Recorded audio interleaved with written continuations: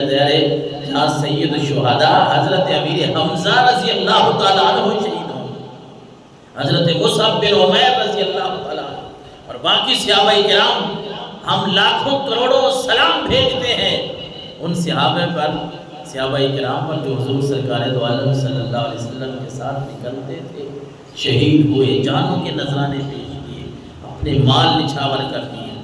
ارے ہمارا آپ نے یہ باتیں تھوڑی سنی ہے، دل میں ان کو جگہ دے، بندے کا جو ہے نا وہ دماغ کہاں سے کہاں تک چلا جاتا ہے، انسان کا ایمان روشن ہو جاتا ہے۔ حضرت مصعب بن عمیر، حضرت امیر حمزہ، یہ کسی بھی صحابی کو لے لیں جنہوں نے عالی شان زندگی گزاری۔ اسلام لانے سے پہلے حضرت مصعب بن عمیر کے بارے میں آتا ہے، وہ تو امیر ہی اتنے تھے، حضرت مصعب بن عمیر، جو وہ خوشبو استعمال کرتے تھے، لوگ ان کو خوشبو سے پہچانتے تھے کہ یہاں سے مصعب بن عمیر گزرے گا۔ اتنی عالی شان زندگی ایک آدمی بسر کر رہا ہے کہ وہ اتنے اچھے کپڑے پہنتا ہے کہ مکہ مکرمہ کے لوگ بھی آشش کر اٹھتے ہیں، لیکن اسلام لانے کے بعد وہ ساری چیزیں نہیں کرتی،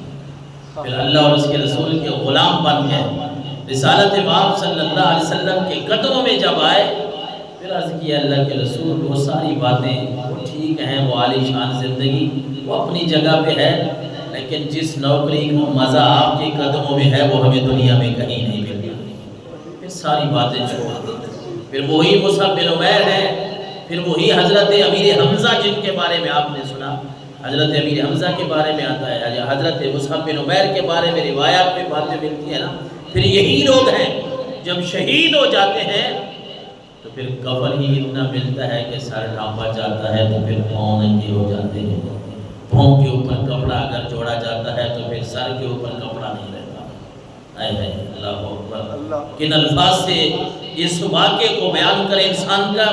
دل جو ہے ان صحابہ کرام کی، یہ نہیں کہ کوئی افسوس لگتا ہے، نہیں افسوس نہیں ہے، ان کی شان پہ انسان کا دل جو ہے وہ پھٹتا ہے، جگر انسان کا کلیجہ پھٹنے کو آ جاتا ہے، یار کیسے لوگ تھے وہ۔ آج کا مسلمان رمضان میں نماز ادا کرے پھر نماز کے قریب آنے کے لیے تیار نہیں ہے۔ آج کا مسلمان ہم نمازیں ادا کریں، ہم موسمی مسلمان بن جائے، رمضان آ گیا، ہم نے عبادات کی، اللہ رسول کی اطاعت کی، اس کے بعد ہماری اطاعت میں ہماری اتباع میں کمزوری آنے لگی۔ لیکن سوچے تو صحیح وہ کیسے مسلمان تھے یار، ان کا دل کیسا تھا، انہوں نے سب کچھ رسالت مآب صلی اللہ علیہ وسلم کے حکم پہ آپ کے قدموں میں قربان کر دیا، پیچھے نہیں ہٹے، سارا کچھ قربان کر دیا اور اللہ کی رضا حاصل کر دی۔ یہی تو وجہ ہے کہ آج قرآن بھی تو ان کے نغمے سنا رہا ہے، یہی وجہ ہے کہ آج حدیث بھی انہی لوگوں کے نغمے سنا رہی ہے، انہی لوگوں کا تذکرہ ہے پوری دنیا میں کیا آسمانوں پہ ہر جگہ پہ صحابہ کرام کا نام لیا جاتا ہے۔ وہ کیسے لوگ تھے؟ حضرت انس رضی اللہ تعالیٰ عنہ فرماتے ہیں، عن النبی قال انتدب اللہ لمن خرج فی سبیلہ لا یخرجہ الا ایمان بی و تصدیق برسلی ان ارجعہ بما نال من اجر او غنیمت او ادخلہ الجنہ او کما قال صلی اللہ علیہ وسلم۔ بخاری شریف کی حدیث ہے، 36 نمبر پہ رسالت مآب صلی اللہ علیہ وسلم نے فرمایا، اللہ اس بندے کا ضامن بن جاتا ہے جو اس کے راستے میں نکلتا ہے، اللہ اس بندے کی ضمانت لے لیتا ہے، ضامن بن جاتا ہے جو رب کے راستے میں نکلتا ہے۔ کیوں؟ کہ وہ اللہ پر ایمان لایا، ایمان بھی وہ اللہ پر ایمان لایا، تصدیق برسولہ، اللہ کے رسولوں کی تصدیق کی۔ اب کیا ہے، اب وہ ایک اجر حاصل کرنے کے لیے، اللہ کو راضی کرنے کے لیے رب کے راستے میں نکل پڑتا ہے۔ جب رب کے راستے میں نکلتا ہے، رسالت مآب صلی اللہ علیہ وسلم نے فرمایا اللہ یا تو اس کو غازی بنا دیتا ہے، غنیمت عطا فرما دیتا ہے، یعنی غازی بھی بن گیا، ثواب بھی مل گیا، زندہ بچ کے واپس آ گیا ہے۔ ایک بندہ اللہ کے راستے میں لڑنے کے لیے نکلا تھا،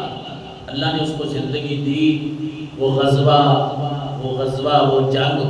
غزوہ تو نہیں کہے گی کیونکہ غزوہ تو رسالت مآب کے زمانے میں تھا، وہ جنگ ختم ہو گئی، وہ کافروں کے ساتھ لڑنا ختم ہو گیا، واپس آ گیا، اب یہ غازی بھی بن گیا، اور اگر اللہ نے چاہا تو مال غنیمت بھی حاصل ہو گیا، پیسہ بھی مل گیا۔